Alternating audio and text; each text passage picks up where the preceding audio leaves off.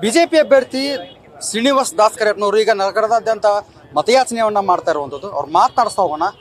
Sir, ಇನ್ನು ಕೆಲವೇ ದಿನಗಳ ಮತದಾನ ಉಳಿದಿರುವಂಥದ್ದು, ಹೇಗೆ ಸಿಗ್ತಾ ಇದೆ ಜನರಿಂದ ರೆಸ್ಪಾನ್ಸ್ ಅಂತ?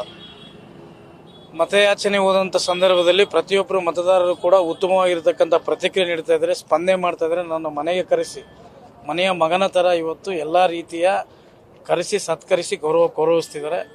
ಹಾಲು ಟೀ ಕಾಫಿ ಕೊಡೋದ್ರ ಮುಖಾಂತರ ನಾವು ಭಾರತೀಯ ಜನತಾ ಪಾರ್ಟಿ ಪರವಾಗಿ ಮತದಾನವನ್ನು ಮಾಡ್ತೀವಿ ಅಂತ ಸ್ವತಃ ಮತದಾರರೇ ಉತ್ಸುಕತೆಯಿಂದ ನನ್ನನ್ನು ಕರೆಸಿ ಗೌರವಿಸ್ತಾ ಇದ್ದಾರೆ.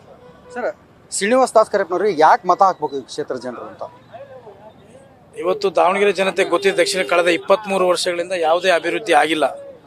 ಯಾಕಂತ ಹೇಳಿದ್ರೆ ಇವತ್ತು ಶಿಕ್ಷಣದ ವ್ಯವಸ್ಥೆ, ಆರೋಗ್ಯದ ವ್ಯವಸ್ಥೆ, ರಸ್ತೆ ಅಗಲೀಕರಣ, ಯಾವುದೇ ರೀತಿ ಉದ್ಯೋಗ ಸೃಷ್ಟಿ ಮಾಡುವಲ್ಲಿ ವಿಫಲವಾಗಿರ್ತಕ್ಕಂಥ ಕಾಂಗ್ರೆಸ್ ಗ್ಯಾರಂಟಿಗಳನ್ನ ಕೊಟ್ಟು ಸೋಮಾರಿತನ ಮಾಡಿದೆ. ಕಾಂಗ್ರೆಸ್ ವಿರುದ್ಧ ಇವತ್ತು ಮತ ಚಲಾವಣೆ ಮಾಡಲಿಕ್ಕೆ ಮಾನ್ಯ ಮತದಾರರು ಈಗಾಗಲೇ ತೀರ್ಮಾನಿಸಿದ್ದಾರೆ.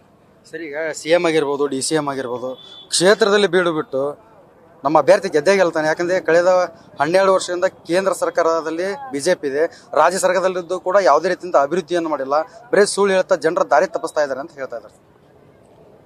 ನೀವು ಅವರು 70 ವರ್ಷ ಆಡಳಿತ ಮಾಡಿರ್ತಕ್ಕಂಥ ಕಾಂಗ್ರೆಸ್ಗೂ 12 ವರ್ಷ ಆಡಳಿತ ಮಾಡಿರ್ತಕ್ಕಂಥ ಮೋದಿಗೂ ವ್ಯತ್ಯಾಸ ಇಡೀ ಭಾರತ ದೇಶಕ್ಕಲ್ದೇನೆ ಪ್ರಪಂಚದಲ್ಲಿರ್ತಕ್ಕಂಥ ಹೊರ ದೇಶದವ್ರು ಹೇಳ್ತಾರೆ ಮೋದಿ ಅಂತ ಪ್ರಧಾನಿ ನಮೇ ಬೇಕಿತ್ತು ಅಂತ. ಇನ್ನೇನು ಬೇಕು ಅದಕ್ಕಿಂತ?